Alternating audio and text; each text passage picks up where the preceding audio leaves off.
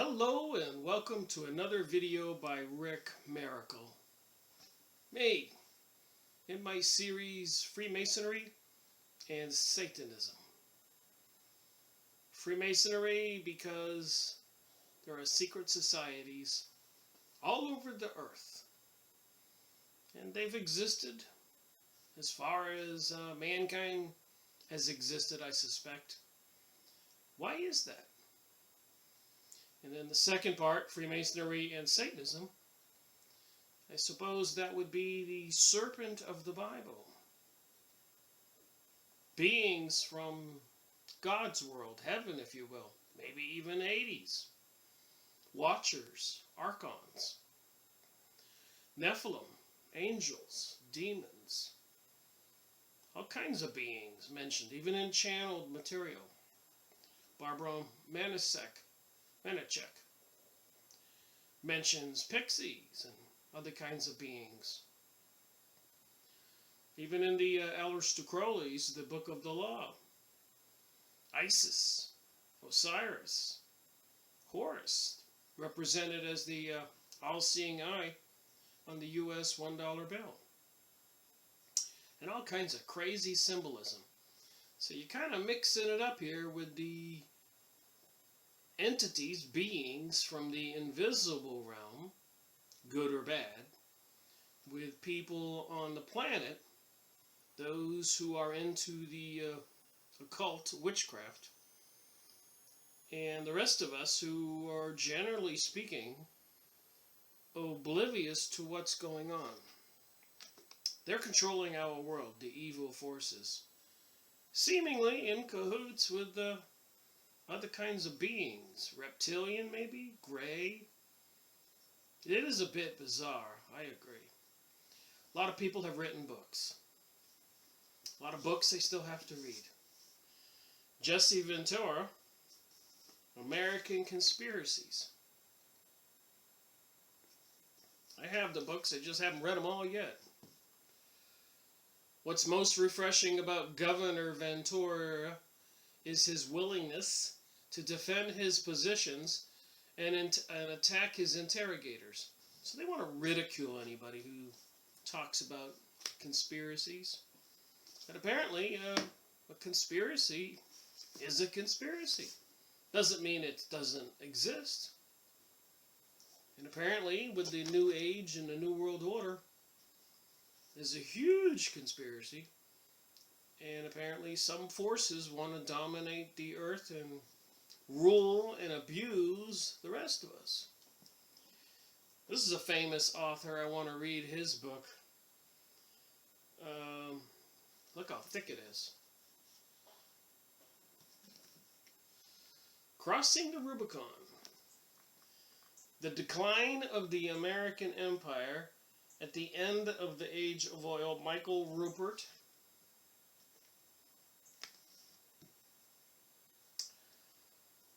The attack of September 11th, 2001, were accomplished through an amazing orchestration of logistics and personnel. Crossing the Rubicon discovers and identifies key suspects, finding some of them in the highest echelons of American government. So you've been watching my videos. Don't believe me. But you might want to go get this book and believe Michael Ruppert, or Jesse Ventura. Another big thick book. Crossfire, the plot that killed Kennedy. Remember Kennedy's famous speech before he was assassinated? Secret societies are repugnant to the American way of life. And he said he intended to expose them.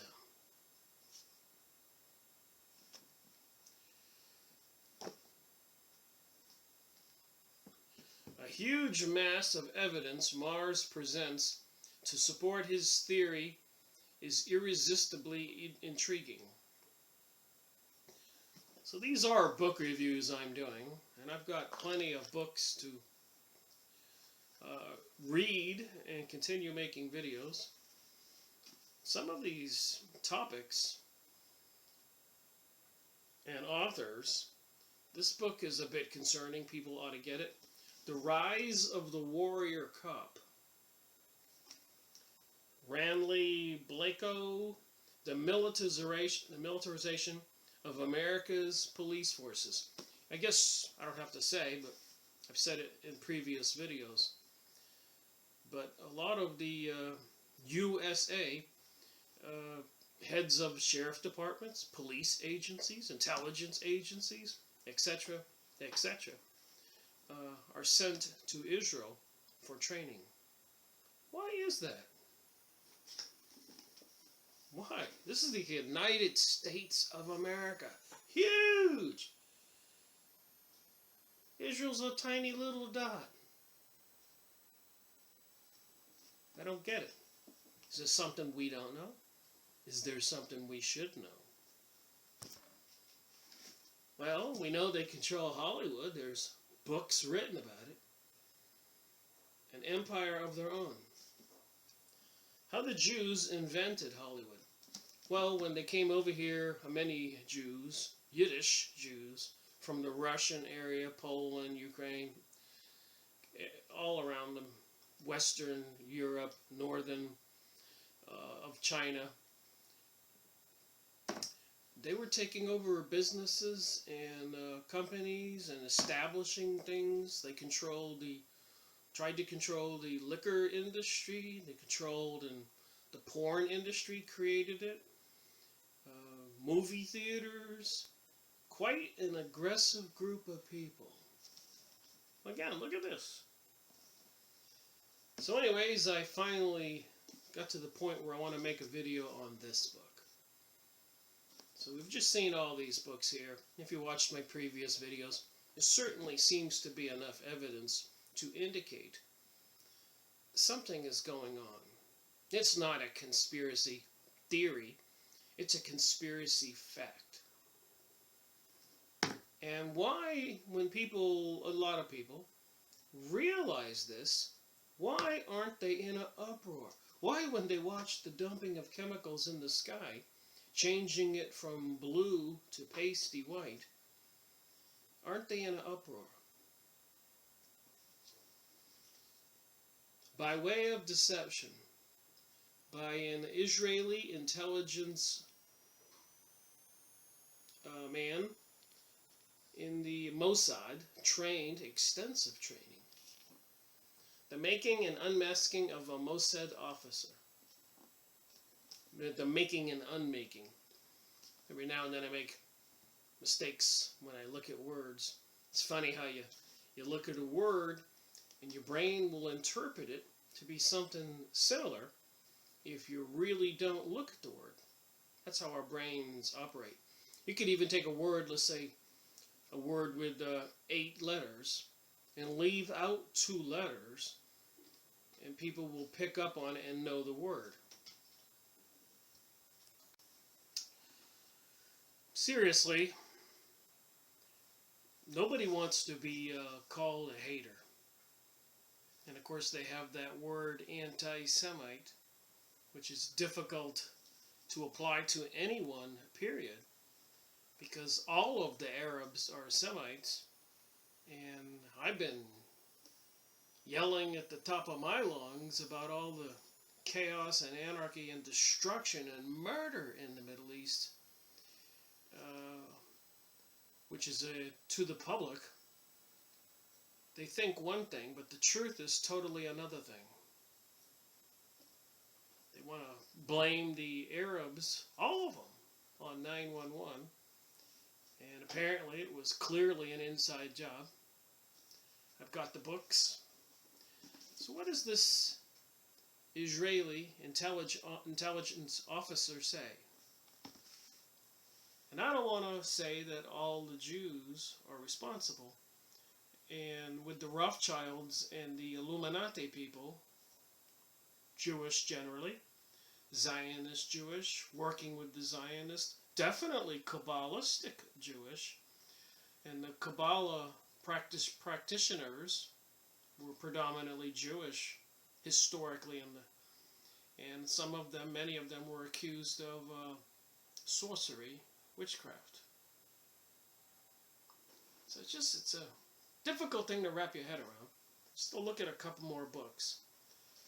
But if you go by the books, there's plenty of clear evidence worldwide, the powers that be, whoever they are planning on this new age and new world order, the Zionist Jewish or Jewish utopian people, Illuminati, secret societies. They're building facilities on the ground, and they have all kinds of bases and storage of equipment, food, and supplies.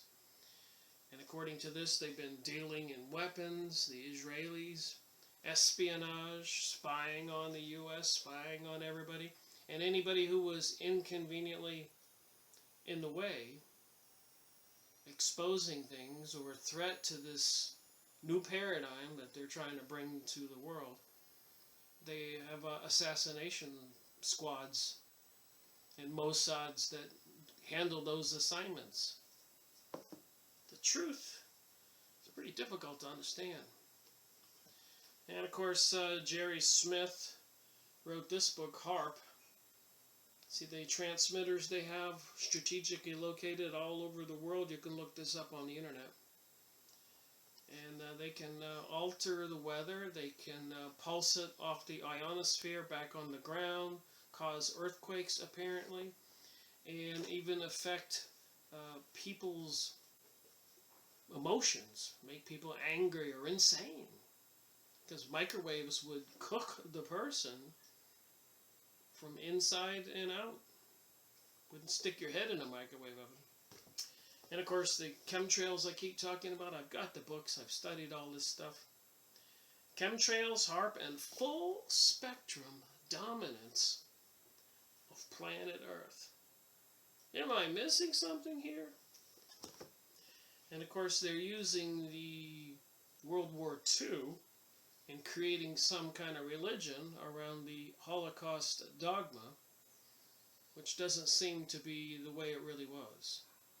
Granted, Jewish people were imprisoned, but least anybody forget, Germany Must Perish was a book that was published, a thick pamphlet, and front pages of newspapers and speeches. Back in 1933, the World War II didn't start till around 1939, 1940. So there was a worldwide Jewish war on Germany, economic embargo, and other things in efforts to sway leaderships of other governments all around the world to destroy Germany.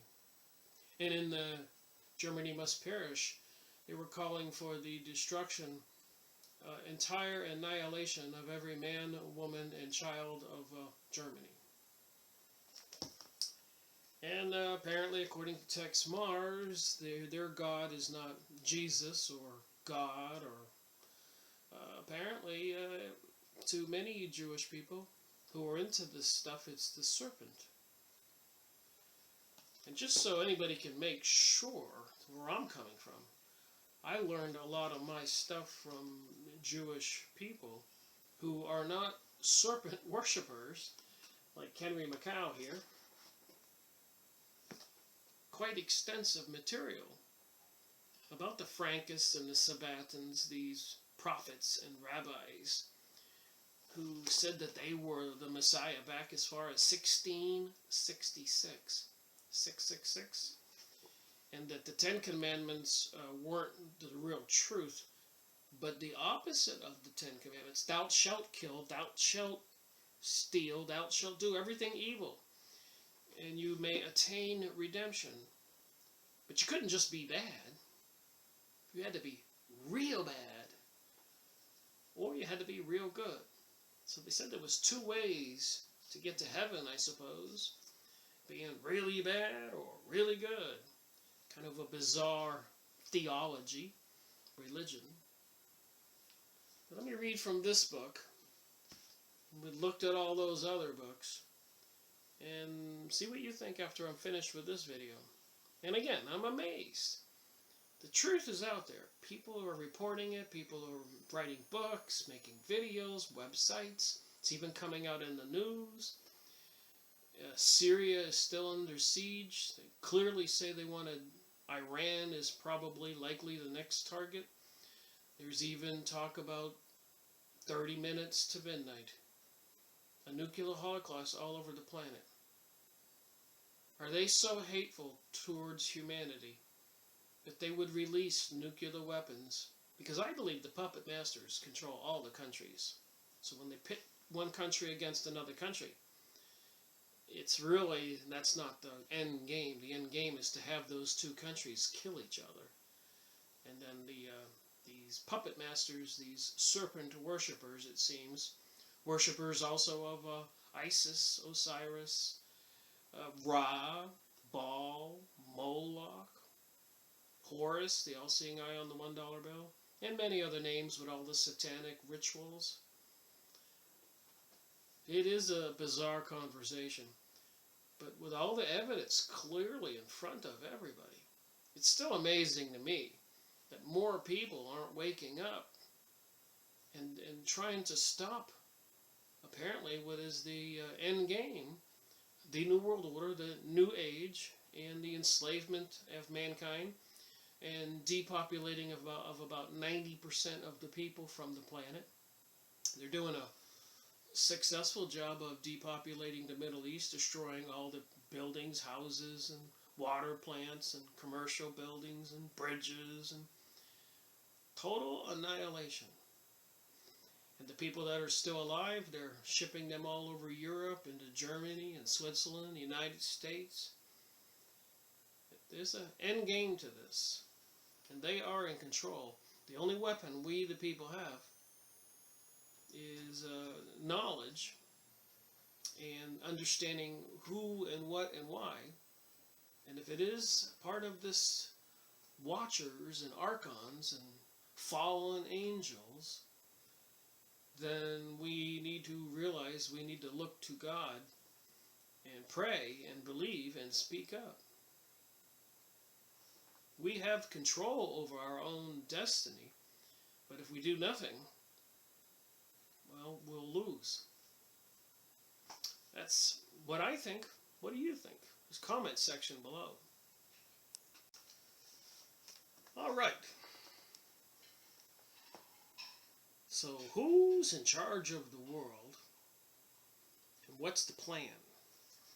So I've been reading this book. And almost finished. Just small little bit left to do here. But I came across this chapter 14 called Only in America.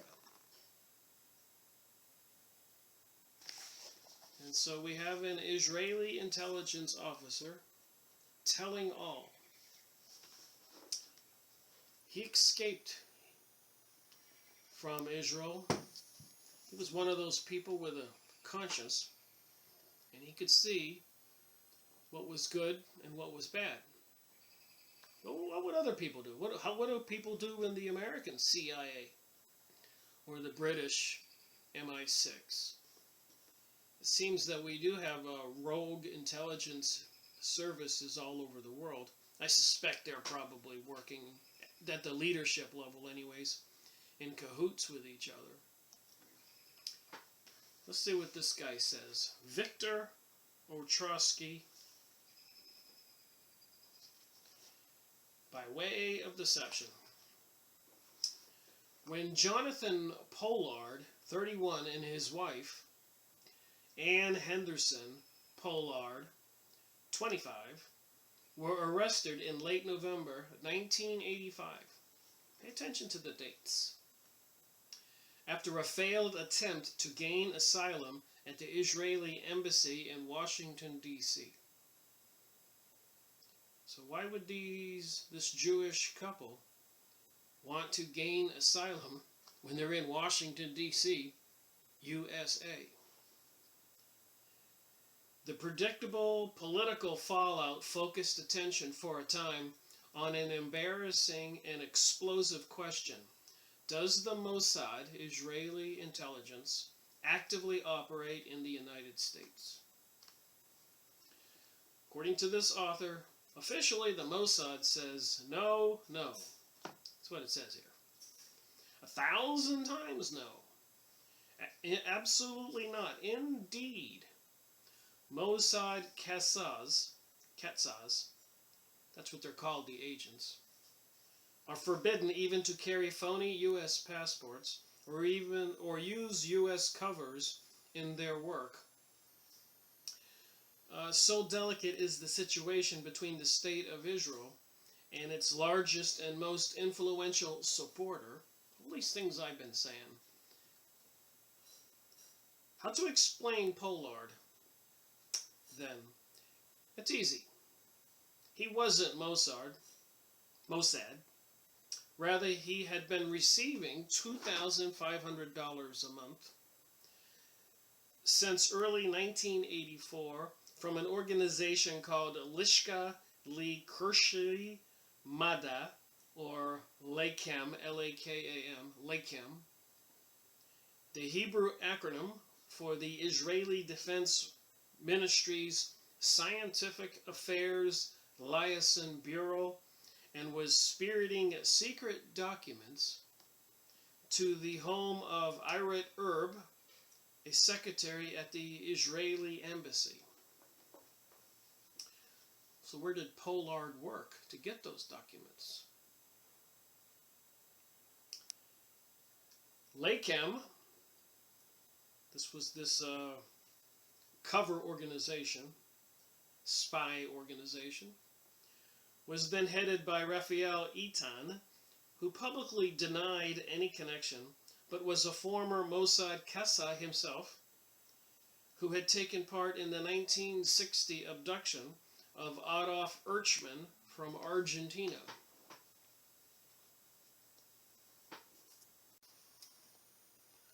Pollard, a Jew, worked in research at the U.S. Intelligence Support Center in Suitland, Maryland, near Washington, part of the Navy Investigative Service.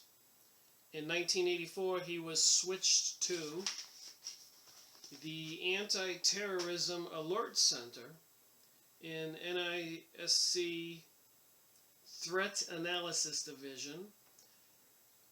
An odd transfer given the fact that he had previously been warned by security officials about leaking information to the South African military attaché.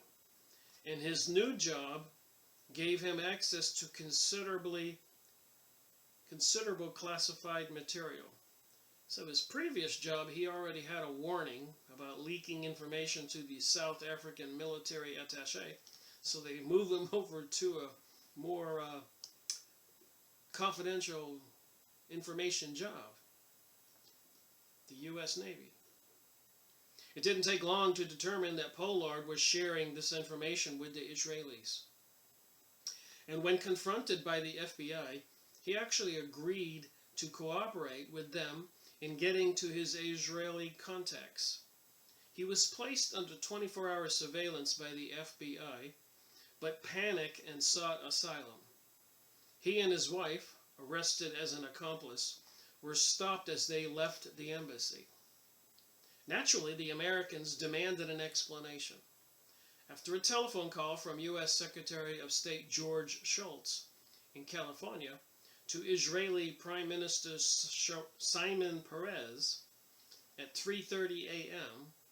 Jerusalem time on December 1st, Peres, who had set up LAKAM, a spy agency in the United States, himself, when he was Deputy Defense Minister in the 1960s, so they've been busy at this, formally apologized. So from 60s to 1986, 26 years, we know that even with 911, I got a book we'll look at for 1 second.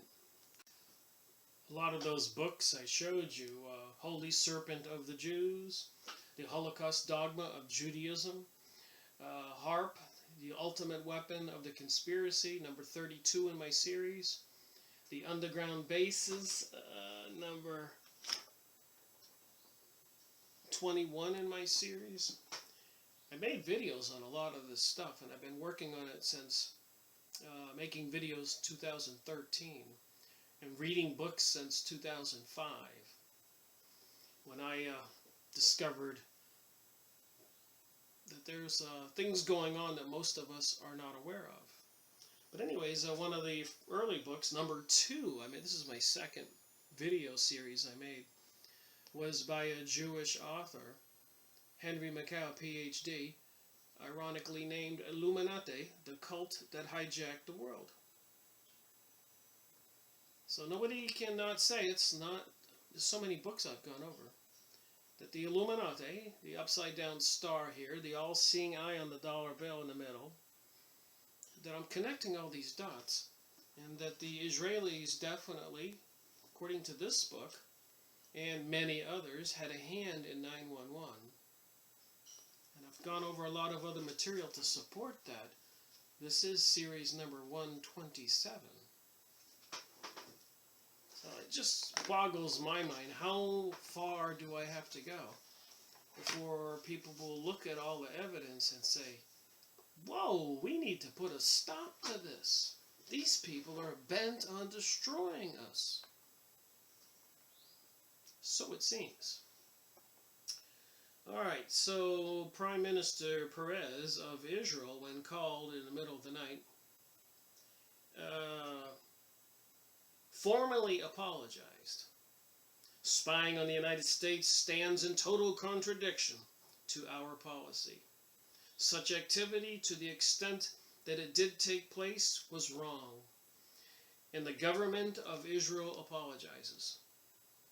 Written by a Israeli intelligence officer, this book. Perez went on to say that if government officials were involved, those responsible will be brought to account.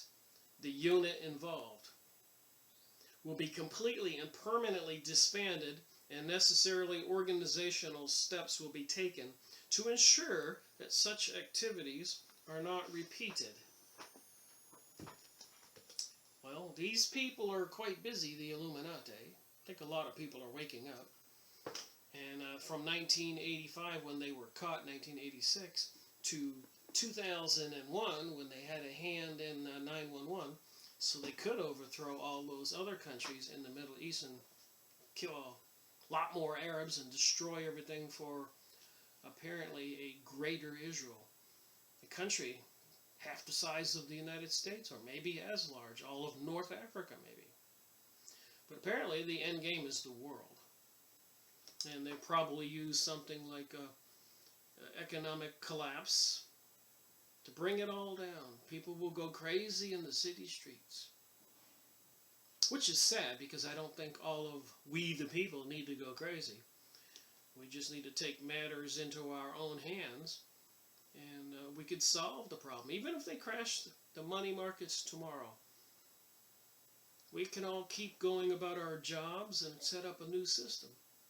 If we would only keep our wits about us. Okay, according to this author, but even if Perez didn't really mean it, his statement seemed to satisfy the U.S. administration. Former CIA Director Richard Helms said it wasn't uncommon for friendly nations to spy on each other. With 9/11, I think we can largely agree, I would guess, that these people who want a Jewish utopia are not friends with the United States of America. A lot of Jewish people are friends and have written books, I've just shown you some, trying to warn us about these secret societies and these elitists. You do what you can. Getting caught is the sin. So even our FBI or our CIA are acknowledging that they're doing this. But the real sin is getting caught. So I do think that at higher levels, even a lot of the politicians, the senators, the representatives, the presidents, and a lot of people they hire are coming from the Council of Foreign Relations, the Heritage Foundation, Skull and Bones, George Bush, John Kerry. And go to the Bohemian Grove, and many presidents have been photographed there. Another one of those secret societies in California where they have a giant owl and a fire in the belly down below, and they throw a baby into the fire, and they call it the cremation of care.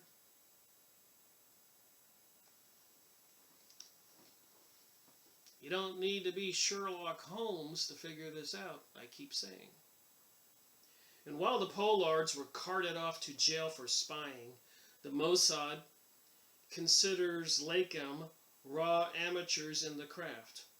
So that spy agency they had working in New York and Washington, D.C., and God knows where else. Schultz later told reporters, "We are satisfied with the Israeli apology and explanation. After a brief flurry of unhappy publicity for Israel, the controversy died." Well, who controls the USA? Who controls the money?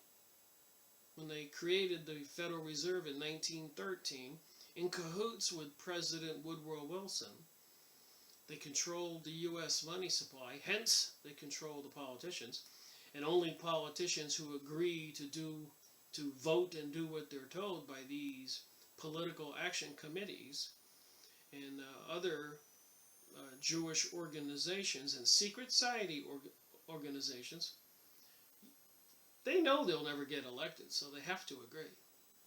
It's all about the money for these people. They'll turn traitor on their own people. They'll turn traitor on God.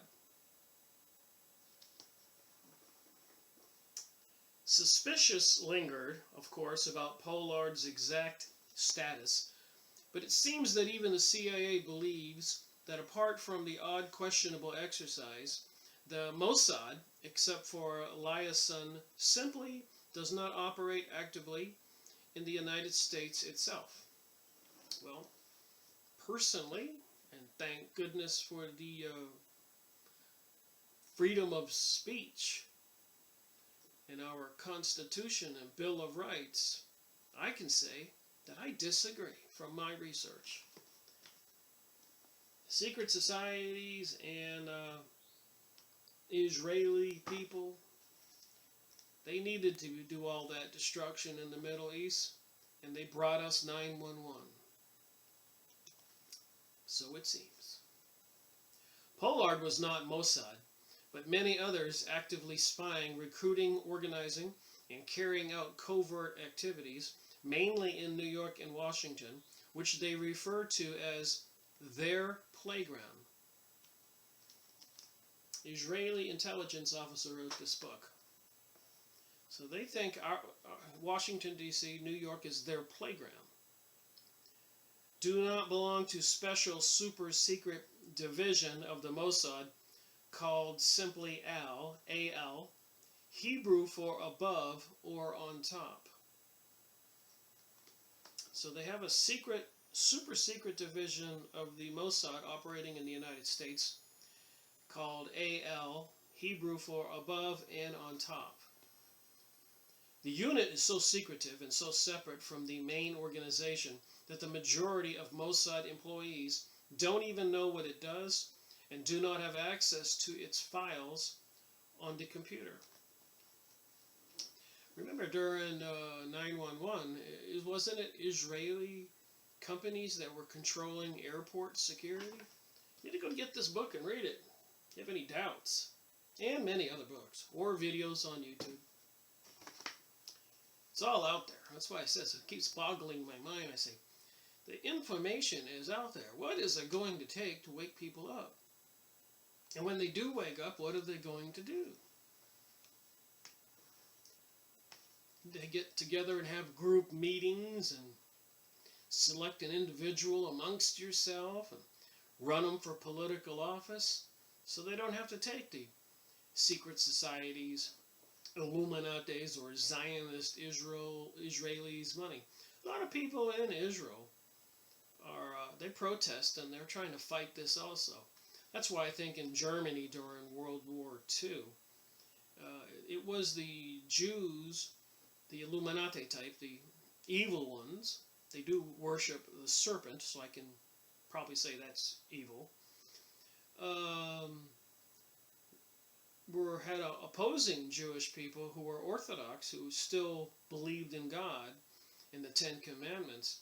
So it seems that the bad Jews had to get rid of the good Jews.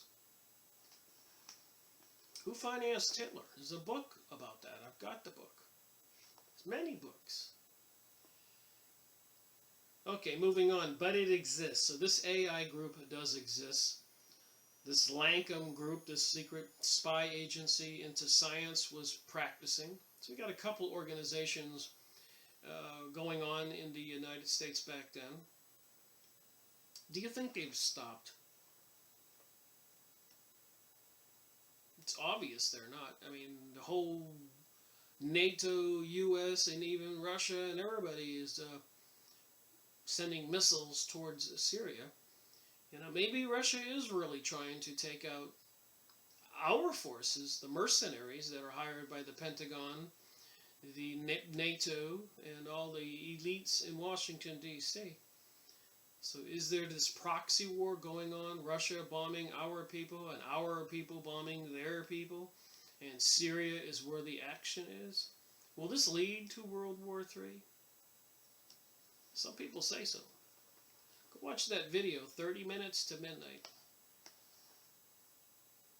Crazy. I think it's by Regis, whatever his name was, Regis. I was watching David Icke today.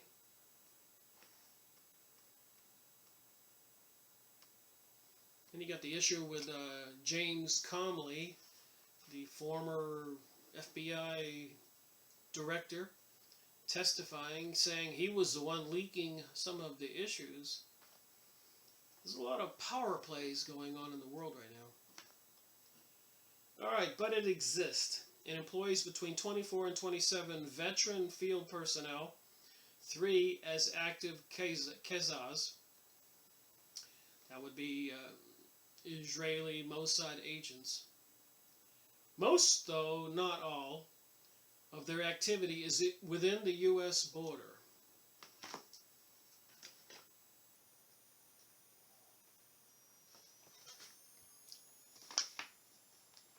Their primary task is to gather information on the Arab world and the PLO. When was this book written? I remind myself some of these things. 1990. And I discovered this book by going over the Phoenix Journal, issue number 20. What was that, the Mossad Connection?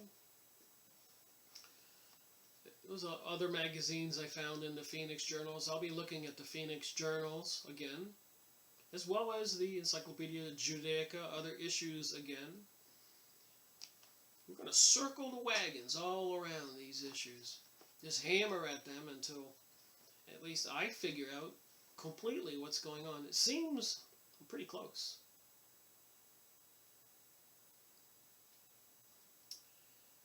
Their primary task is to gather information on the Arab world and the PLO, the Palestine Liberation Organization, as opposed to gathering intelligence about U.S. activities. But as we shall see, the dividing line is often blurred, and when in doubt, AI, this super secret intelligence agency from working for Israel, the Israelis, they don't hesitate to cross the line. To say that it doesn't gather information on the Americans is like saying mustard is not the main course, but you do like a little on your hot dog. I don't know if I get that analogy. Say, for example, there's a senator on the Arms Committee who interests Mossad. So you got a senator who's on the Arms Committee, so I guess Mossad wants to know what he's up to. AI, the super intelligent spy agency, rarely uses Sayanim. This is an interesting word, S-A-Y-A-N-I-M. You're not going to like what it is. I'll put my finger here so you can see how it's spelled. You can look it up right above my finger.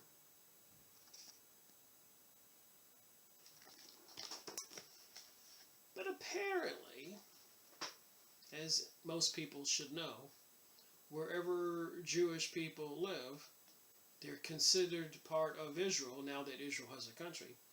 But before that, they were part of the diaspora, Jews all over the world that were dispersed.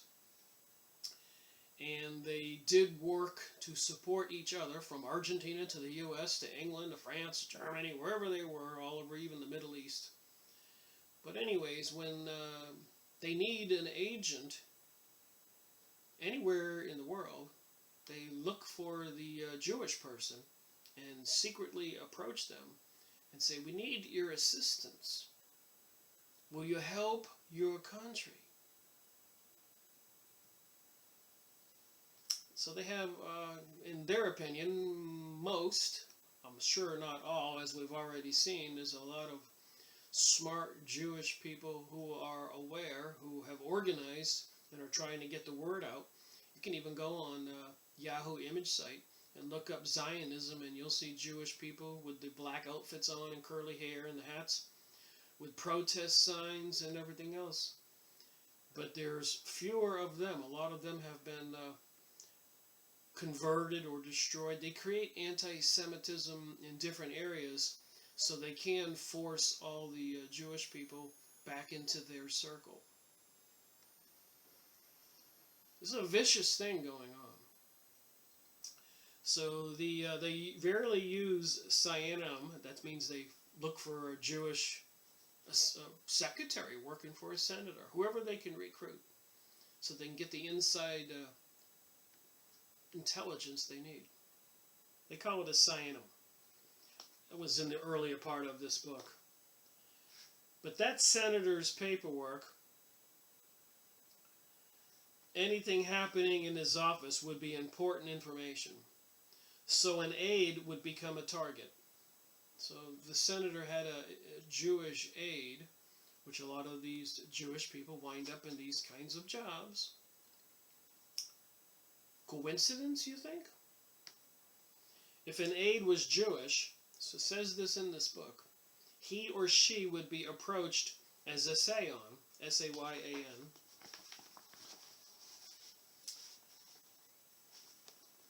Right there by my finger.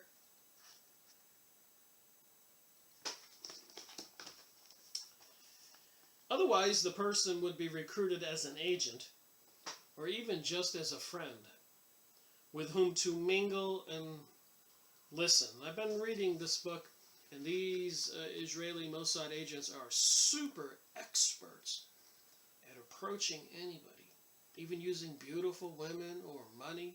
They'll spy on a person to find out what their weaknesses are: alcohol, drugs, money, homosexuality. And then they'll feed the need, and then they'll take pictures or whatever, and then they got you. Let's look at this. I read quite a bit of this book. If this author's telling the truth, that stuff I'm saying is real. You got to be really careful. You can't trust nice people who just approach you out of nowhere. They make it look like you're approaching them. If you're into chess and you're checking into a hotel,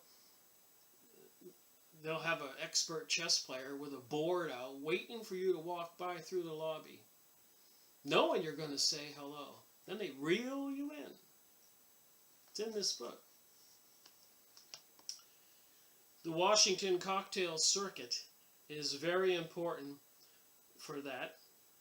So when all these Washington elitists go into all these parties, certain attaches keep track of it. There is no problem adding someone to that circuit and giving it a legitimate ring. Suppose, for instance, McDonnell Douglas wants to sell U.S.-made airplanes to Saudi Arabia.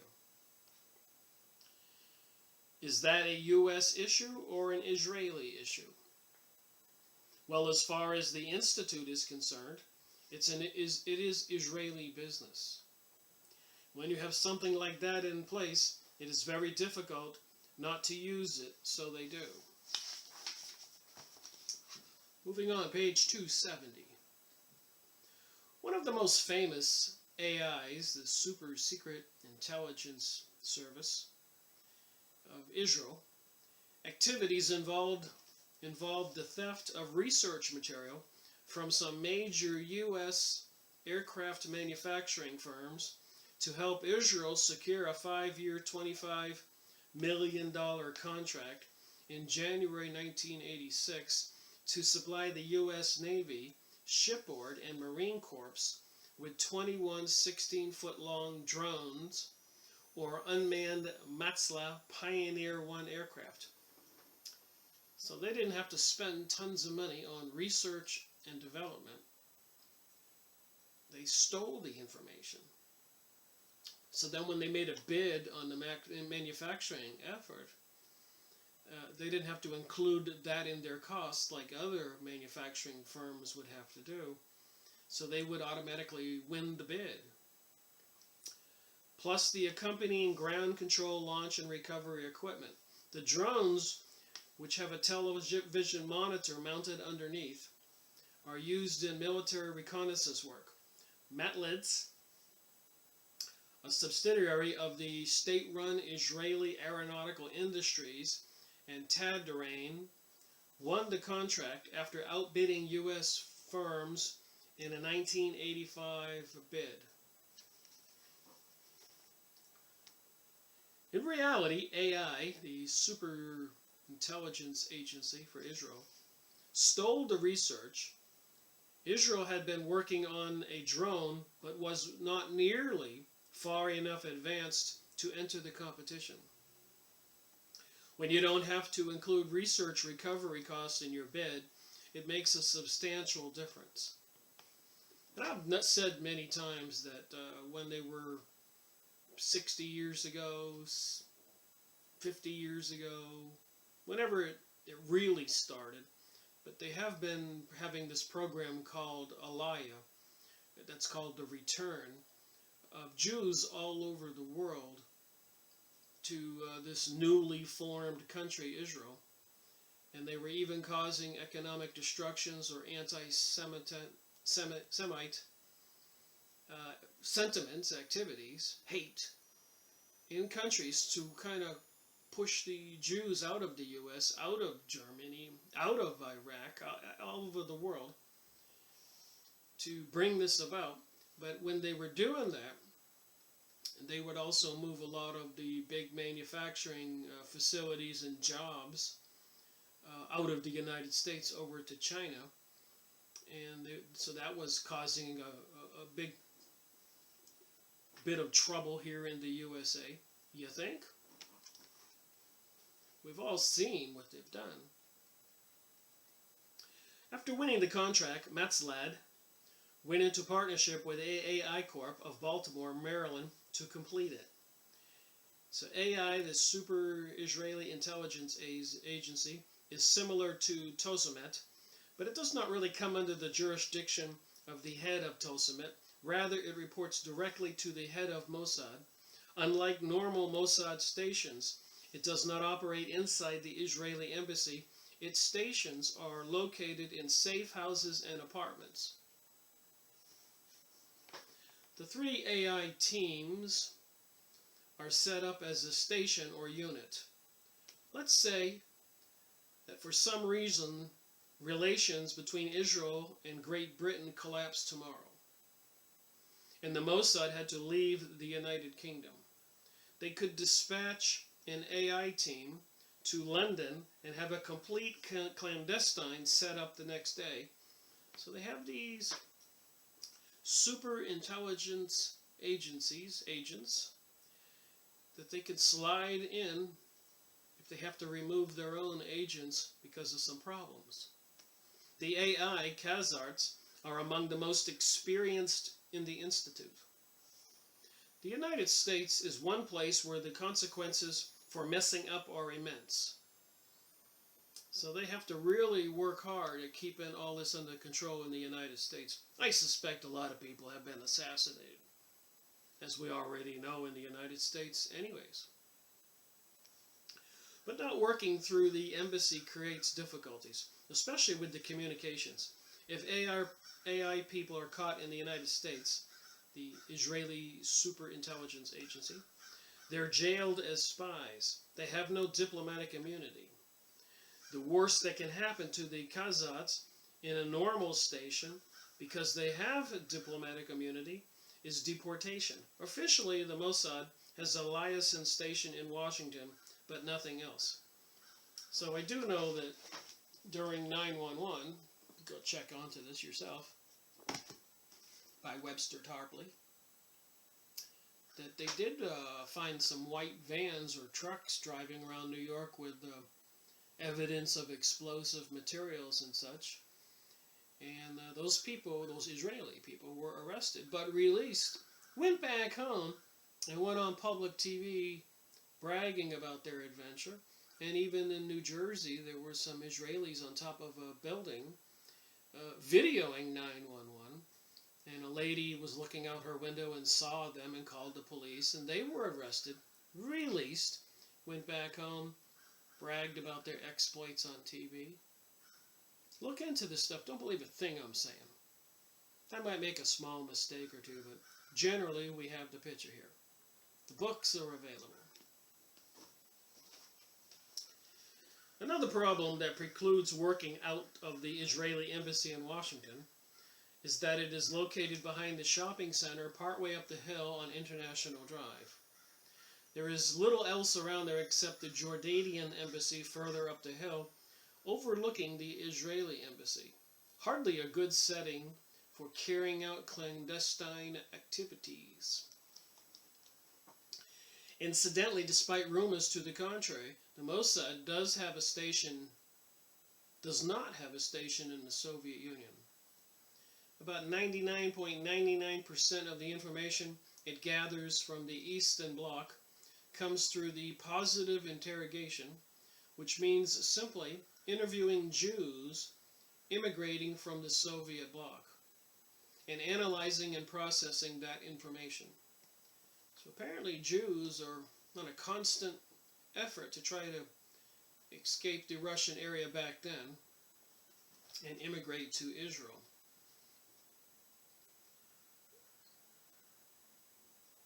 Quite a good picture of what's going on in the USSR can be created and put on the face of an intelligence agency's activity gathering data, but it has been too dangerous to work there.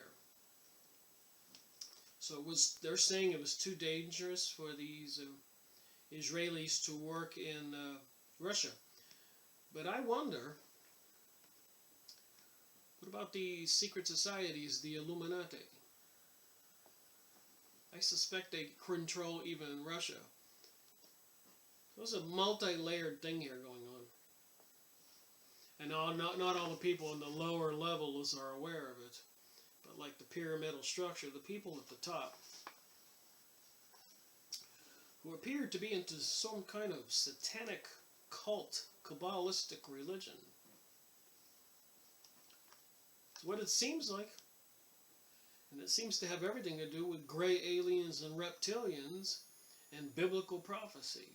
So that's what it looks like, according to my research. As much as that just kind of boggles the mind. We have all been so programmed into this TV, radio reality, we have forgotten the spiritual reality, the aspect. They're trying to change our world. I've got other books to read and share, but it seems like they're doing a good job of it. Alright, the only activity was to help people get out, creating escape routes, that sort of thing. A separate organization under the auspices of the Mossad does that. So they have a special organization over there in the Eastern Bloc, before the communist wall came down, that is called Navatai, which means pathway or passage in Hebrew. The Eastern Bloc information has had a good exchange value. That, coupled with the data gathering in other countries, for example, the radar information from the Danes, helped in presenting a picture of knowledge. The Americans don't realize how much information is given to us through NATO. So they got insiders on NATO also. Information that can be manipulated to present a much more vivid picture. So they're feeding information to NATO, the Pentagon, our intelligence agencies to make them think what the Israelis want them to think. Even faking information, according to this book, portraying the Palestinian people or Arab people as being a threat when they're really not. People have been assassinated for exposing that information. In the pre-Gorbachev era, of course, the Soviet news media sources weren't that great, but you could always get data by rumor or word of mouth. Even military movements. Somebody might complain that his cousin was moved somewhere and hadn't been heard from. Even if only 10 people a day were arriving in Israel from the Soviet bloc, you could still get an extraordinary amount of information from that. So many people didn't know that this is going on. This program called Aliyah, the return. After 2,000 plus years of a diaspora, this is of biblical importance.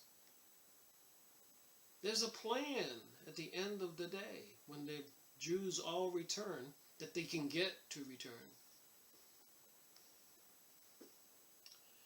AI stations, Israeli super intelligence agencies, while outside the embassy, still operate like stations for the most part. They communicate directly to Tel Aviv. It's a capital of Israel. And when President Donald Trump was first elected, he was in the newspapers, press releases, apparently supportive of moving the capital from Tel Aviv to Jerusalem. It's part of the game to rebuild King Solomon's temple. This is all biblical. This is all about Osiris, Isis, Horus, Ra, an ancient religion. Anti-Christian, anti-Jesus, anti-Muhammad, anti-Islamic, anti-Buddhist, anti-Hindu, anti the whole world except them. So it seems. They communicate directly to Tel Aviv headquarters either by telephone, telex, computer modem. They do use burst communication systems because even if the Americans couldn't break down the messages, they would know that there was a clandestine activity in the neighborhood, something the Mossad wants to avoid. Distance is also a factor. I'm not trying to read all this book.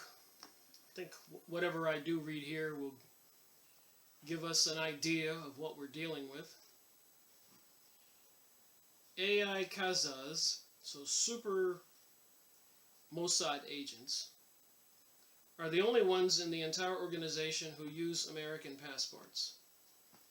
And they are breaking two fundamental rules. They are operating in a target country. You see, I said this earlier. They call the USA and any country other than their own target countries. And they're using the cover of the country they are in. The rule is you never play an Englishman in England or a Frenchman in France. It makes it just too easy for the locals to investigate your documentation. If you hand a Paris cop your local driver's license, for example, he can check it immediately to see if it's valid. AI, this Israeli super intelligence Mossad agency, gets away with it because the quality of their documentation is top grade. It has to be. The enemy in enemy territory, you don't want to get caught because they're going to shoot you. So they're worried about getting caught in the United States. Are we enemy territory? Believe it or not, that's what it seems like. And there's this big program been going on for 60, 70 years and longer, 100 years, to get Jews from all over the world to move to Israel. And apparently a lot of them have, and it's probably getting a little populated, so they need an ever-expanding program. Conveniently, 911 was allowed that to happen using the United States and NATO's military to start attacking and destroying all the other Arab nations, bombing everything, homes and water plants, sewer plants, everything, bridges, roads.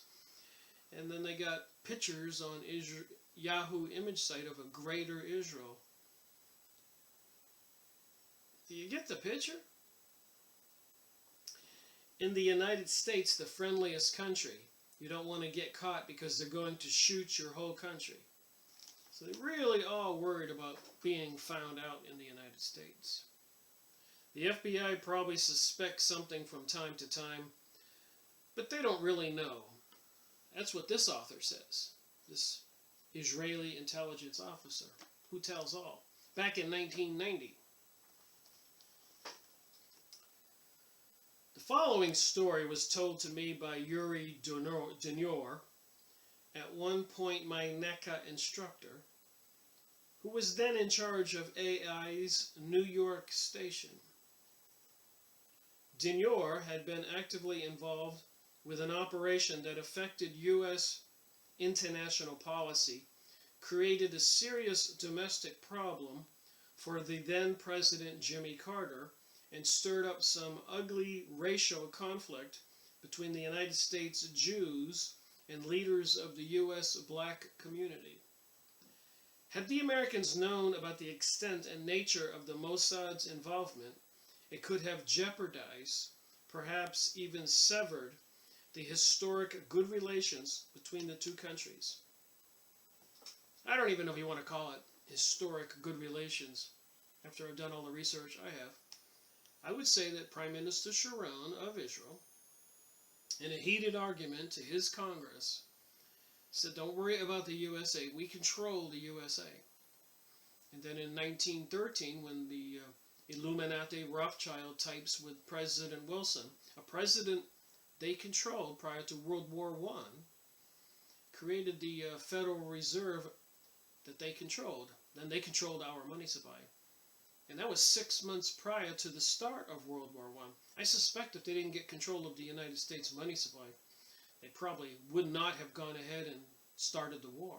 They needed the United States like a gigantic piggy bank. To put it in plain English. First, a look at 1979. The most momentous event that year was the final outcome of the September 1978 Camp David Agreement on a framework for peace. As I keep reading here, you're going to find out that the Mossad and many people in Israel never wanted peace to happen. They fought it tooth and nail. People died.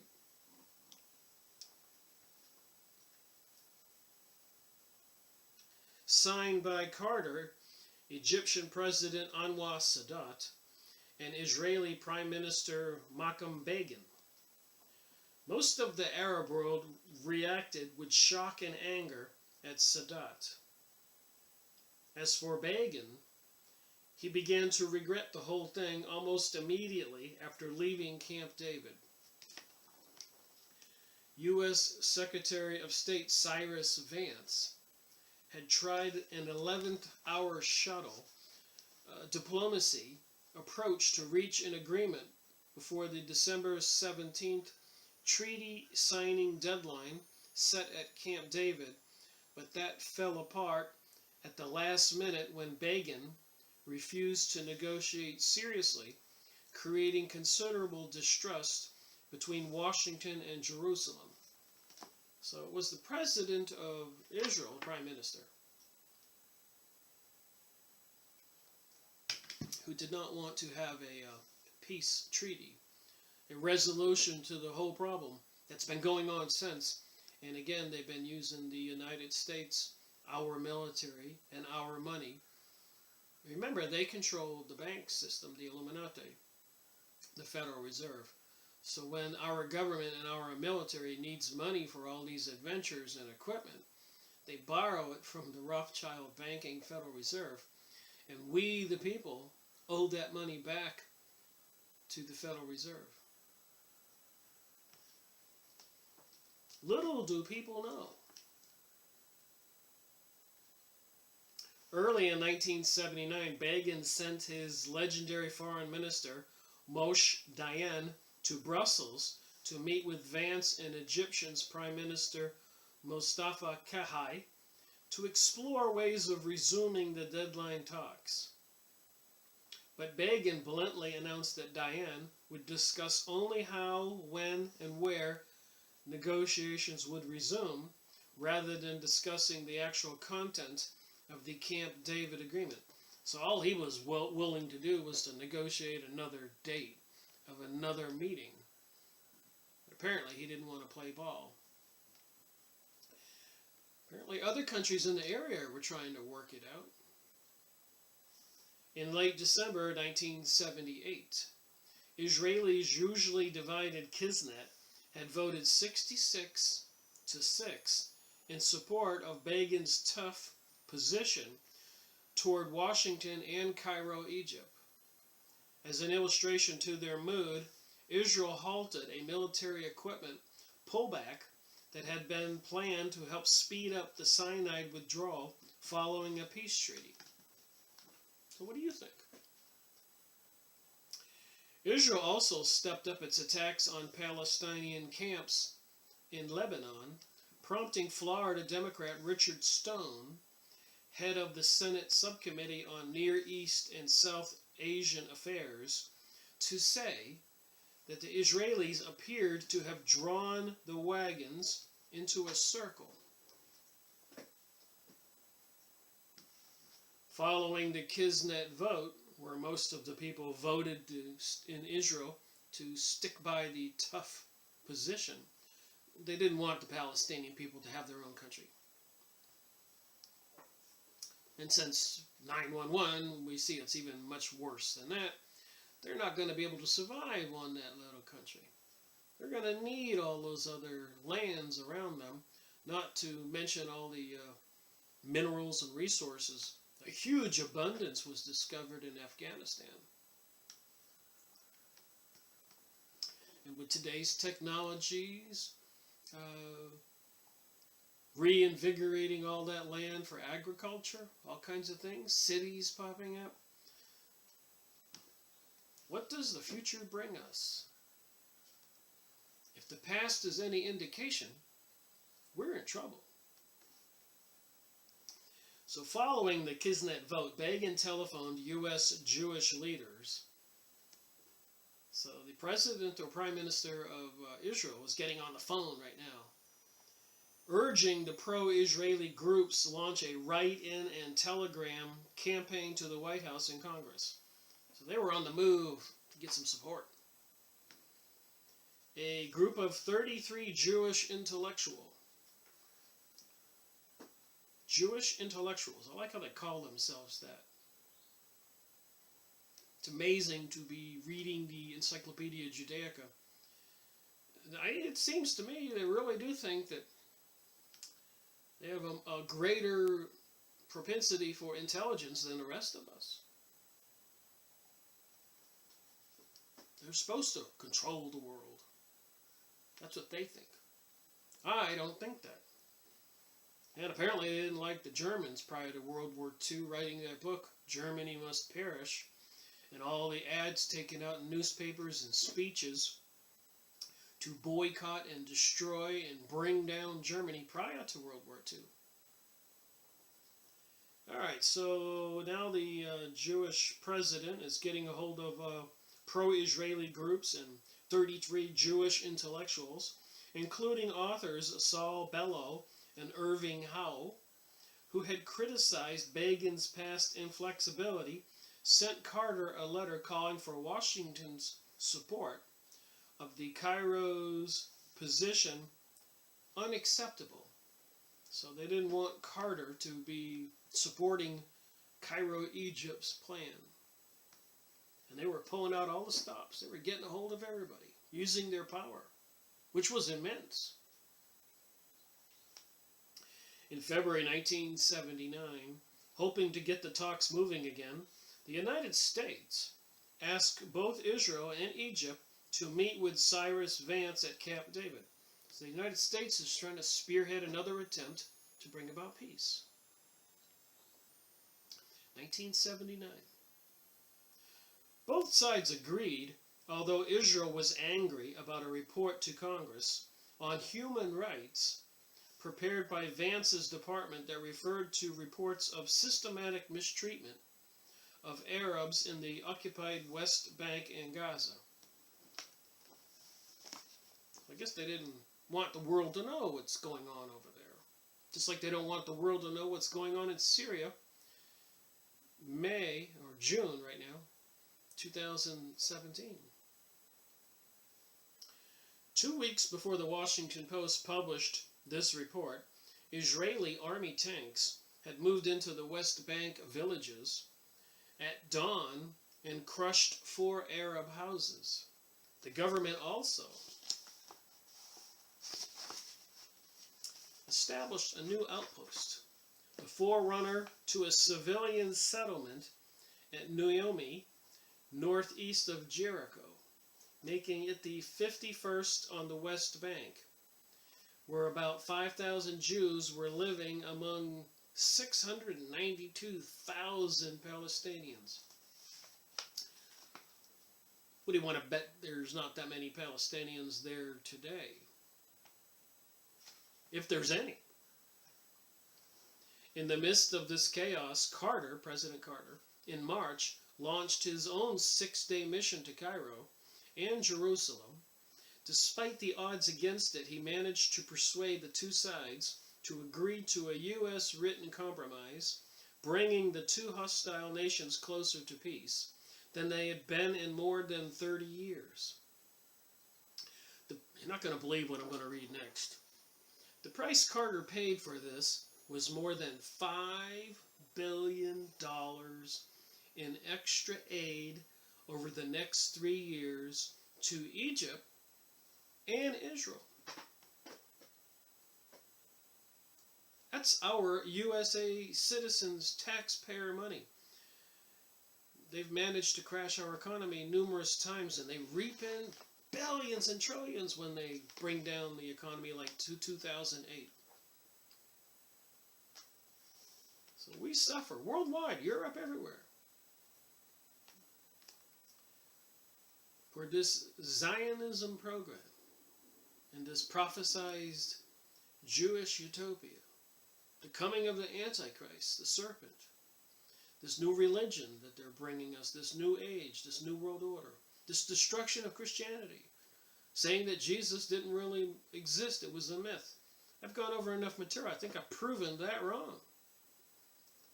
Even the channeled material by entities from the invisible realm and the beyond confirm that Jesus exists.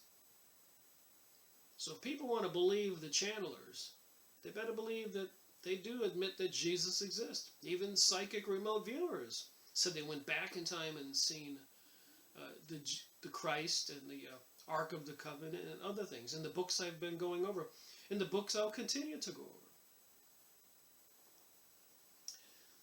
So that little deal that Carter made, he used $5 billion of American money to get these guys to agree to talk. And how many people lost their homes and jobs and all that in the United States? How many foreigners have been shipped in here in the middle of the night, causing problems here and in Switzerland and Germany and countries all over the world that they're displacing from the Middle East? These are just facts. Two of the major stumbling blocks had been the oil-starved Israelis' concerns about giving Egypt back its captured oil fields in the Sinai. So Israel didn't want to give back the oil fields. And of course, the still unsettled question of the Palestinian autonomy. In May, Carter appointed Texan Robert Strauss, 60 years old, former chairman of the Democratic National Committee, as a super ambassador for the second stage of the peace negotiations. There was no peace coming. There's never been any peace coming. Even the current Prime Minister, Benjamin Netanyahu, says it'll never happen. And if you want to look up Benjamin Netanyahu and Fink's Bar, you'll get the message. Well, look up Benjamin Friedman's speech, President John Kennedy's famous speech. You'll get the message. While Israeli formally approved, it continued to launch assaults on the PLO bases in Lebanon. Begin's cabinet voted 8-5 to establish yet another Jewish settlement in the Elon Moreh on the occupied West Bank. So it's right here, clear. It says it by this Israeli intelligence officer in this book. They were just plowing forward, even with tanks, and building more Jewish communities everywhere. That was the plan. That was always the plan. They've been having the program called Aliyah going on for 100 years.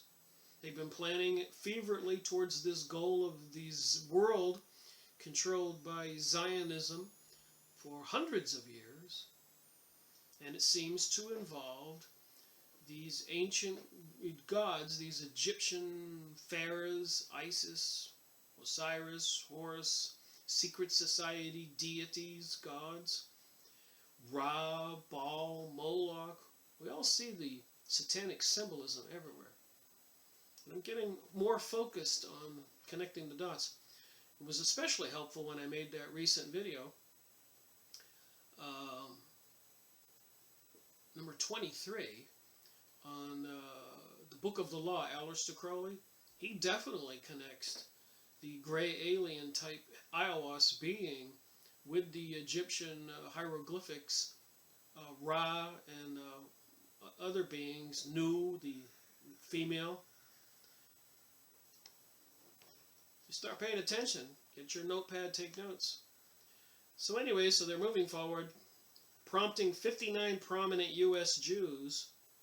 So you got 59 prominent U.S. Jews who are waking up now, I keep saying, to send Begin, the Prime Minister of Israel, an open letter criticizing Israel's policy of setting up new Jewish settlements in the densely populated Arab areas. So you got 59 prominent Jews in the United States sending a letter over to the Prime Minister of Israel criticizing Israel's policy of setting up new Jewish settlements in the densely populated Arab areas. To further complicate matters, Begin had a mild heart attack and Diane discovered he had cancer. The country's balance of payment deficit was approaching $4 billion, and so they had a deficit of $4 billion, and total foreign debt had doubled in the 5 years to $13 billion, prompting a domestic political crisis. I think some of the reporting that's been going on now, we, the United States, yearly are giving billions and billions to Israel right now. And a lot of people are not aware of that. They do control our country. They need to keep these wars going to keep the money funneling that way. Lots of money made on selling weapons and war.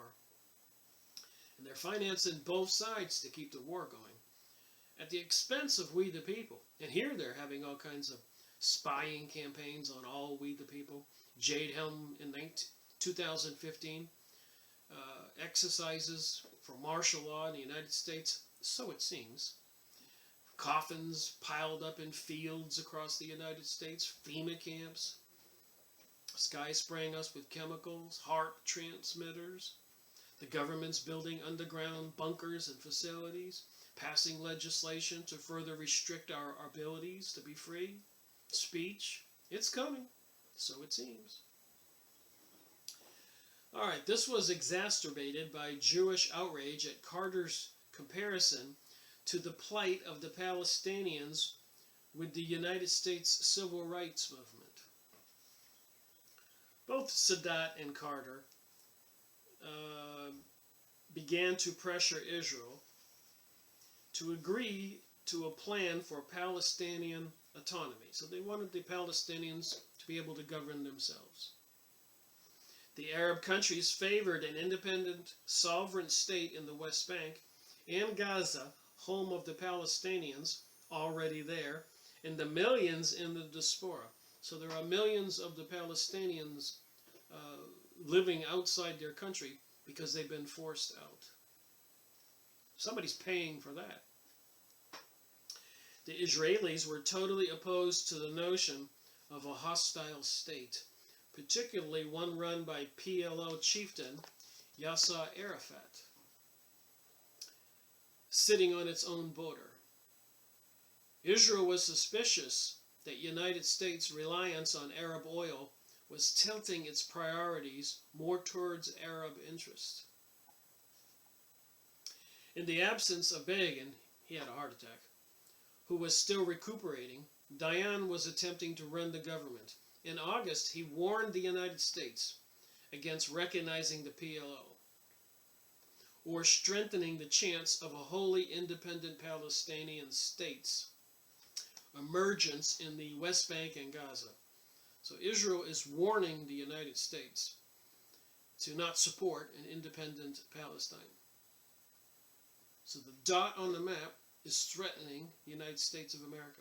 It's threatening Europe, NATO. Is that the way it is?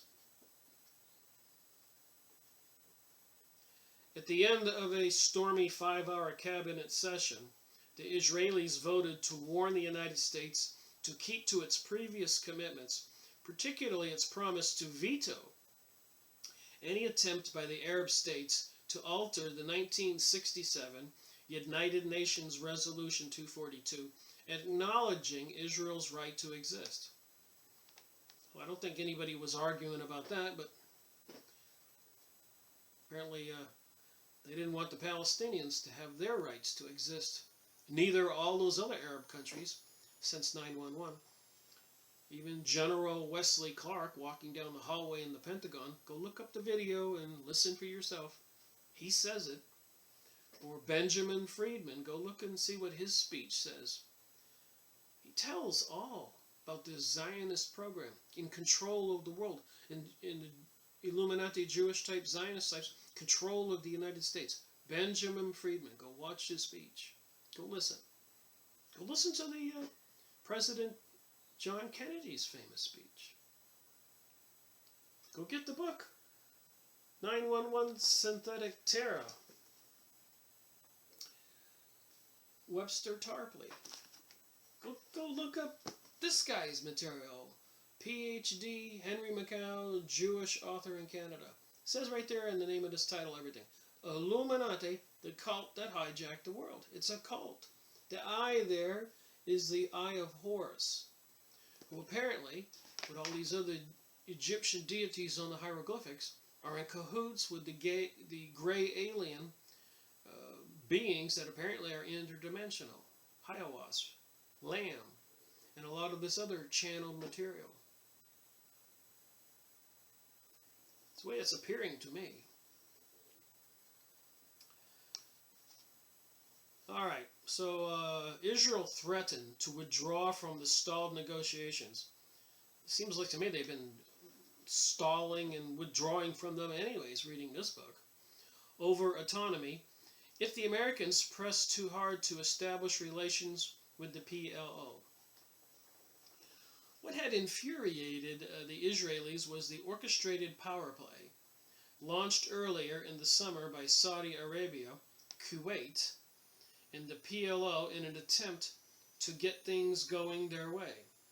So here's these Arabs in Palestine, with the Arabs in Kuwait, with the Arabs in Saudi Arabia, all trying to get things settled out. But apparently, that's not the Israeli plan, the Zionist plan. It began with the Saudis raising their oil production by 1 million barrels a day in July on a 3-month basis, easing the shortage that had sparked gas lines in the United States during May and June. Remember the long gas lines? They can do this to us anytime they want. Raising the prices, the quantity, lowering the prices. I guess we need to get better people as elected politicians. But I don't know if it's going to happen. The people won't wake up. They get these Republicans behind some candidate, and they're so fired up, ready to go, signs out on the street. Do they really know if their candidate is part of the secret society organizations? Was he from the Skull and Bones like George Bush or John Kerry? Get it? Skull and bones. That's not a symbol for love. It's a skull and bones. It's poison. Go look at all these secret societies. You're going to see the serpent. You're going to see the skull and bones. You're going to see daggers. You're going to see all this horrific stuff. You're going to see these Egyptian symbols, witchcraft symbols, upside down stars and circles.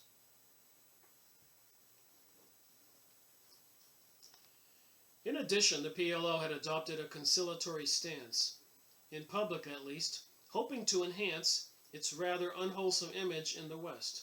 So this Israeli intelligence officer who wrote this book was saying that the PLO, Palestine Liberation Organization, was adopting a conciliatory stance. They were submitting. They were trying to resolve the problem. Kuwait diplomats at the UN were proposing a draft resolution that would tie in Israel's right to exist. Again, I don't think anybody was arguing that argument. Resolution 242, with international recognition of the people's right to self-determination. Well, that makes sense. If Israel can move in there and through the Balfour Agreement during World War I, when Britain was losing the war and Germany was winning, and Germany was a safe haven for Jewish people fleeing from Russia and thought they had found their Garden of Eden in Germany. I've gone over the books. But the Jewish elites, the Illuminati, the Zionists, saw an opportunity. So they went to Britain. They said, you don't have to lose the war. We'll get the United States in the war. We'll get you the money you need. You'll win the war with Germany. And you will assist us in establishing the State of Israel in Palestine. The Balfour Agreement. And it's been in numerous books. It's in the Encyclopedia Judaica. It's true.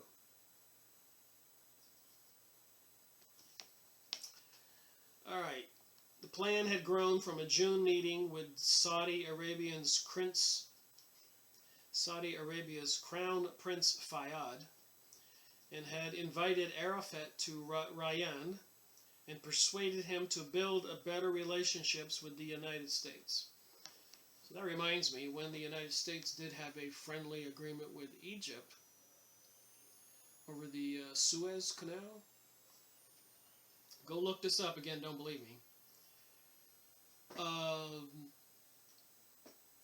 The Israelis bombed the United States battleship Liberty to smithereens, while our troops were waving white flags, recognizing the Israeli jets, knowing they were our friends.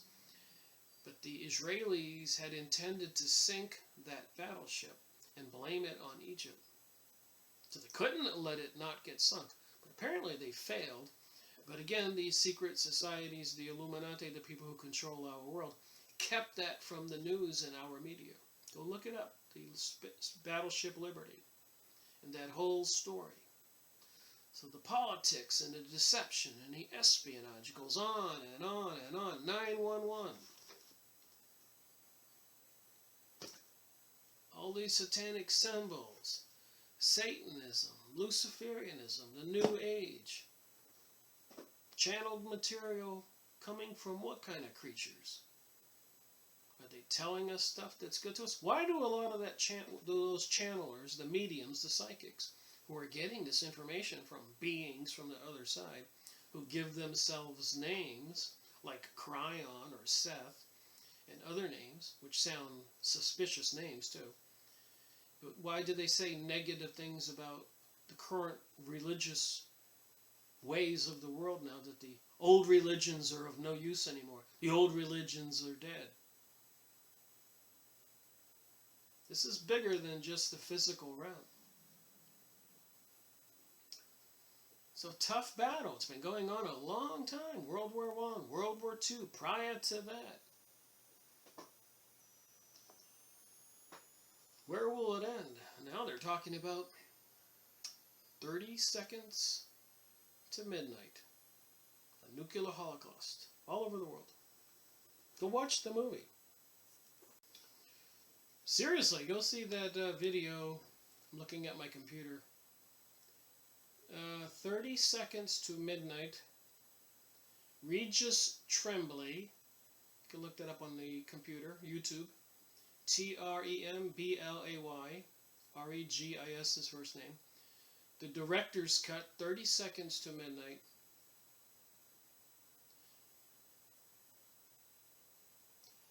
"30 seconds. Director's cut, 30 seconds to minutes to midnight.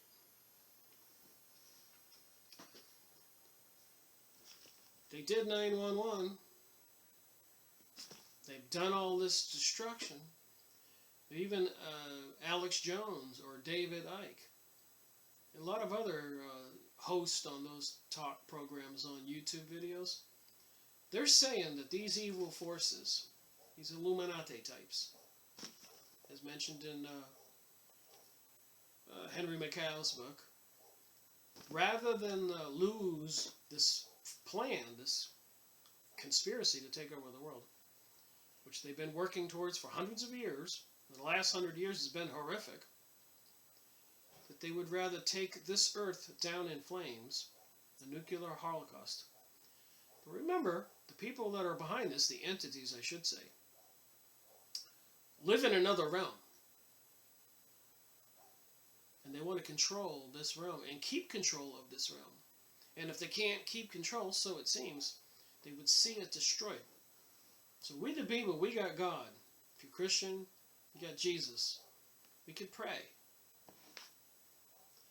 And I believe it works. Crazy conversation, do you think? Back to the thing here. The book. Kuwait was listed because of the widely respected diplomatic abilities of its ambassador, Abdullah Yukum Barasha, then on the United Nations Security Council. To placate Israel,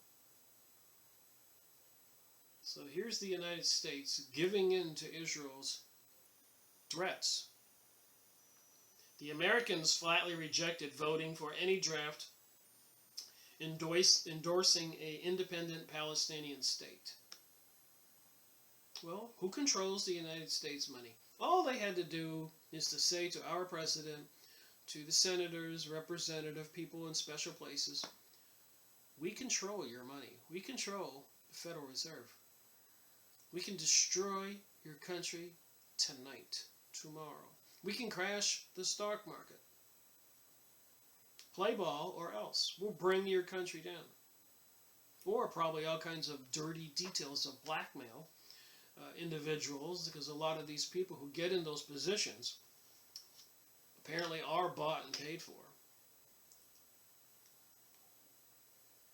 According to my research and others, how they do that is through these secret societies, like your local Freemason lodge, big building downtown. A lot of people joining those organizations just do it for social reasons or job or business opportunities and connections. I'll give you that. But I think at the higher level of those organizations, remember they're pyramidal in structure, the people at the top are looking down. And they're finding out if they can recruit some guy to go to see a prostitute or get into some drugs or steal some money. And they get the evidence, and if he's willing to do the evil deeds, why then he moves up. So I think those secret societies all over the world, in one way, is to filter out the people that they can use. So they get all those other people joining who just want to be social or business opportunities, whatever. Learn some secrets. That's what they try to tell people. You're going to learn the secrets of the universe. All all that study with morals and dogma. But the bottom line is, they just like the Skull and Bones, where they lay in a coffin naked, tell all their sex secrets, and do grown men wrestle naked in the mud, and Bohemian Grove, and so much more.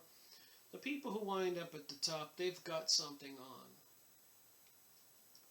So they were to placate Israel. The Americans flatly rejected voting for any draft endorsing an independent Palestinian state. So the war goes on. The destruction in the Middle East goes on. Then 9/11 happens, and it continues to go on, and they're depopulating the Middle East. But they did not rule out a possible milder resolution aimed at simply affirming the Palestinians' legitimate political rights, bringing the language of 242 in line with the Camp David Accords.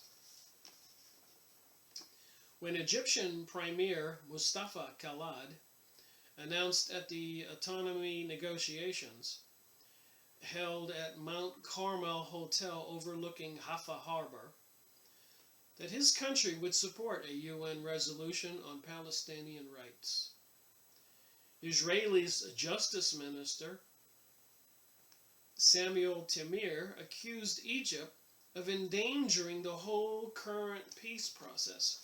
So instead of autonomy, having their own country, now they're stepping down, saying, we'd like to have our political rights.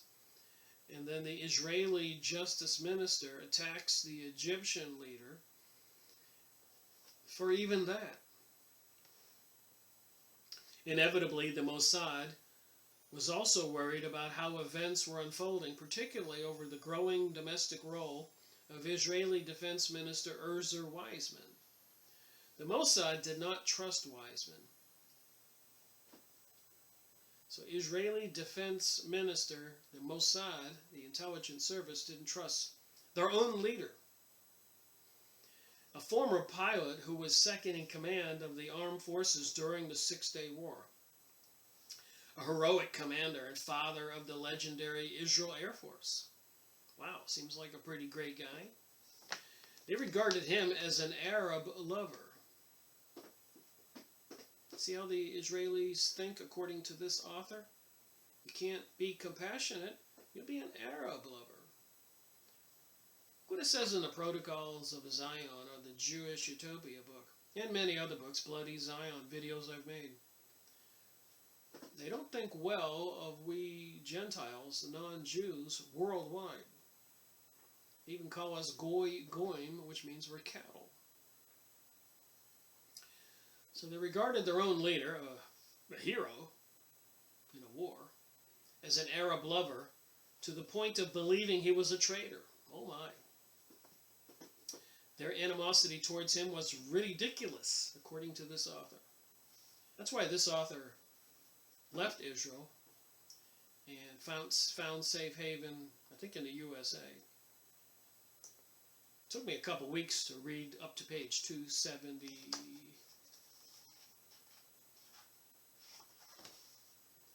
286. Got just a few pages left. I thought it was time to make a video now. Everything in its place. Their animosity towards him was ridiculous, according to this author. Even though he was the Minister of Defense, no top secret information was shared with him. Weizmann was a free spirit, the kind of man who would agree with you on one thing, but disagree completely on something else. Well, that's reasonable. You have to agree with everybody on everything. He never towed the party line. That's the problem we got in the United States right now. The Democrats are feverishly Democrats, and the Republicans are feverishly Republicans. Somebody's keeping we, the people of the United States, on a 50% basis, divide and conquered. He did what he believed was right. Men like that are dangerous because they're unpredictable. I think that's what they're trying to, it seems like, what they're thinking about President Donald Trump. What they thought about President John Kennedy. Look what happened to him. And so many other people over the years who have been assassinated or set up, accused of some kind of crime, imprisoned, disappeared. But Wiseman had certainly proven himself. In a country where just about everybody serves in the army, military service was important. That's why you end up with a government that is 70% generals. People don't seem to understand what's wrong with that. With people whose nostrils flare at the smell of gunpowder. So most of Israel's leaders are retired military leaders. Well, that's not going to work out too well. A small dot on the map trying to take over the world. But apparently has these Syens, these agents all over the world within our communities. Not all Jewish people, because as we already know, in the Jewish world itself there's a battle going on. A lot of Jewish people don't want this Zionism, New World Order, New Age. And a lot of people are just ignorant. They don't know about it. Christian, Jewish, Muslim, whatever. Even how many Buddhist and Hindu people and all kinds of other religions just are not aware of what's going on. They just want to live their lives. Even Begin and Dayan were having their disagreements. So the two Israeli leaders, one had a heart attack and one discovered he had cancer. Dayan, historically a labor man, a Democrat, had left that party to join the charismatic right-wing Begin, the Republican. So the Democrat and Republican worked together. But the way they looked at Palestinians was completely different. Dayan, as did most labor people from his generation, looked at them as an adversary. So the Palestinian people don't have a chance. The Arabs all over the Middle East don't have a chance if the Jewish people leadership thinks of them like this. Okay, so Dayan, the Democratic Israeli leader, looked at them as an adversary, but as people. Begin and his party, when looking at the Palestinians, didn't see people. They saw a problem. And what do you do with problems? You try to get rid of problems. I just said that. Dayan would say, I'd rather be at a peace with these people. And I remember times when we were. So they were at peace with the Palestinians, but apparently with this Aliyah program, which forcing people to leave the countries all over the world through economic destruction or creating anti-Semitic incitement in communities all over the world, they were forcing the Jews all over the world to come home. And they were trying to get as many as they could. But Begin would say, I wish they weren't here, for there's not much I can do about that. That's such a different outlook, and it's not surprising there was a growing friction between them. Alright, a few minutes to go and I'll finish this video. Just trying to give an idea, reading a few pages of this book, and throw in my 2 cents. I read almost the whole book, up to page 280. And so I have a kind of idea of the espionage, and even many people, even here in the United States, I'm sure all over Europe, they're either part of the secret societies, the Illuminati, whatever, controllers of the Freemasons, Rosicrucians, this Church of Satan, and all these other organizations, including the people who I guess are going to be destined to be the aristocrats to rule over everybody else. And not all Jewish people agree with that, as we've been seeing. And most Jewish people are not Hebrew anyways. They're Khazars, from the Ukraine, Russia area, who had thousands of years of history of being barbaric people when their king demanded everybody convert to Judaism. So we have a lot of deception going on, and a lot of people into the Kabbalah, mysticism, and the occult, again, which is the serpent and witchcraft. So it's a particular religion these people have, if you want to call Satanism and witchcraft a religion. They worship the beings of the dark side. And the rest of us, who want to just get along and treat our fellow man like we want to be treated, believe in God and Jesus or whatever religion you are, we don't want to worship the dark side. and steal and kill from other people. But a lot of that truth is withheld from people worldwide. All right, moving on. In the midst of all this, so you had the two leaders of Israel disagreeing. The Democratic leader joined the Republican leader to form a leading party in Israel, but they had different philosophies about the Palestinian people. The Mossad had made its first contact with opium growers in Thailand. Here we go. The Americans were trying to force farmers to stop producing opium and grow coffee instead. So I think looking back at American history, we probably did have a lot of decent people as leaders, but I think that has really shriveled up from what I can see. Maybe since Kennedy being assassinated for wanting to expose these secret societies that control our world. He would know. President Donald Trump knows.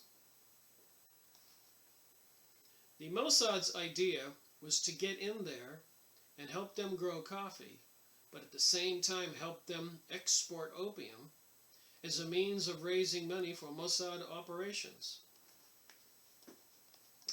Oh my. The people in Thailand never saw this coming.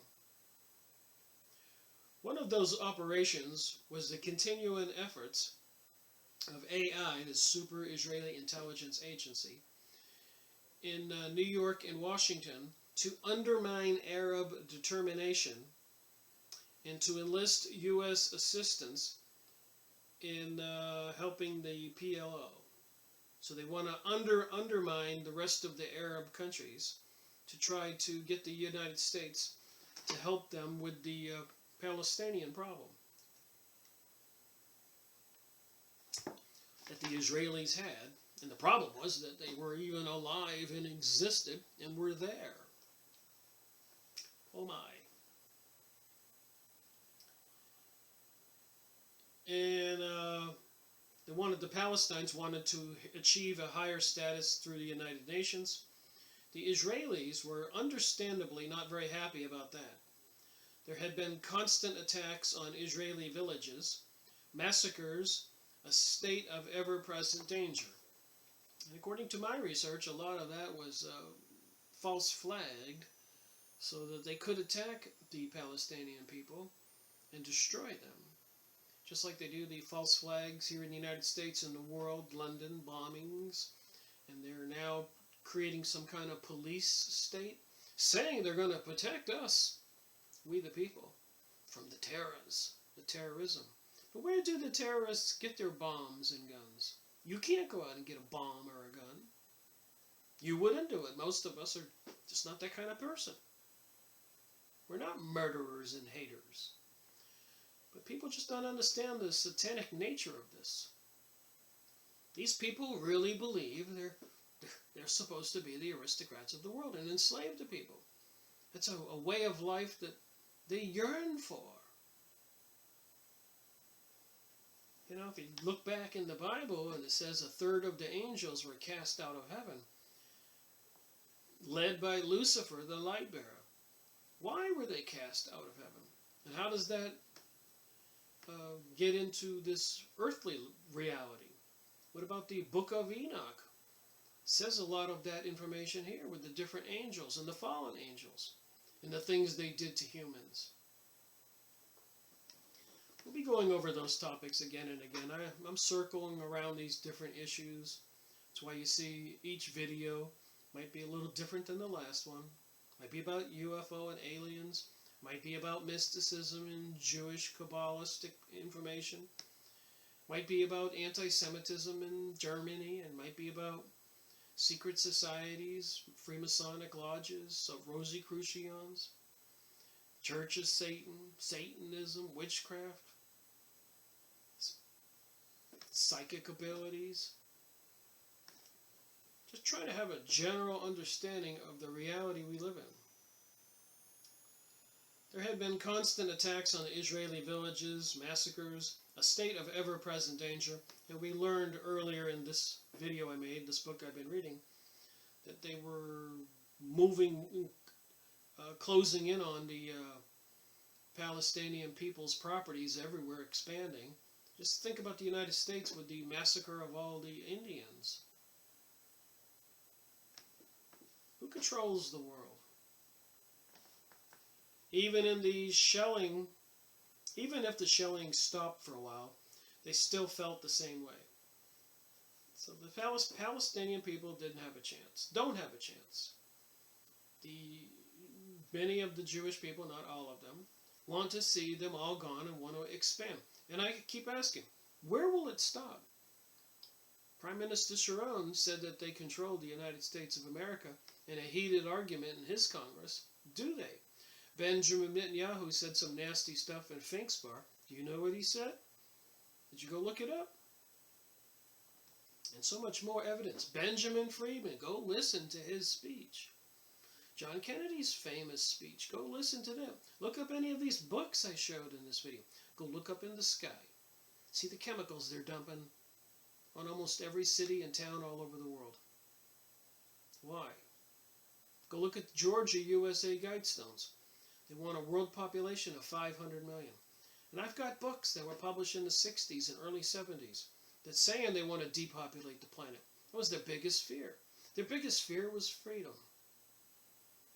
They figured out that the people of the world would find out what they're up to, what they've been doing.